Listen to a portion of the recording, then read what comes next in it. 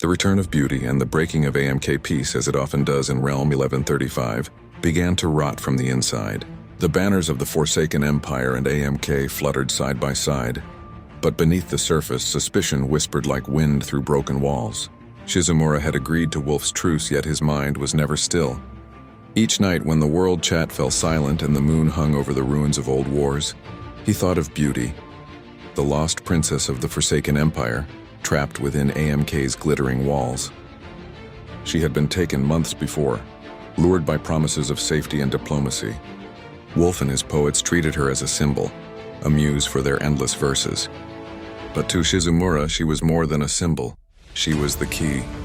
For legend said that only when Beauty and the Blade of Destiny were reunited could the Forsaken Empire awaken its true power. Shizumura's plan unfolded in silence.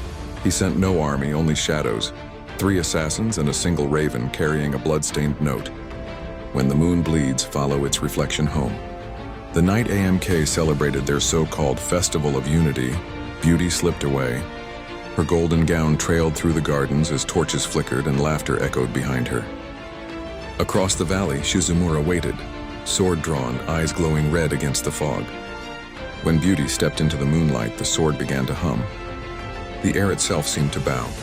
She took his hand without a word, and the power of the Forsaken Empire surged awake. Black smoke coiled around them, swirling into banners, armor, and flame. The peace was over. At dawn, the sky over Realm 1135 burned crimson. The Forsaken Empire's armies marched again, their flags rising like wings of vengeance. AMK's cities, and once bright with music, trembled as war horns shattered the air. Wolf rushed to his walls, still dressed in silver robes from last night's ball. "Surely this is a misunderstanding," he cried. But the only reply was the scream of catapults and the thunder of cavalry. The poets tried to rally. Their arrows soared, poetic, graceful, and useless. The Forsaken troops, fueled by Beauty's return, moved like stormfire. Each swing of Shizumura's sword tore through walls and will alike. Within days, AMK's Alliance Hall was silent again. Not from peace this time, but from ruin. Wolf and his surviving members fled across the realm, their banners dragging in the dust. From the safety of exile, they watched as their castles fell one by one. Tears filled their messages.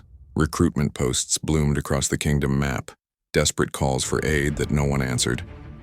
The once colorful poets were now ghosts of their own stories.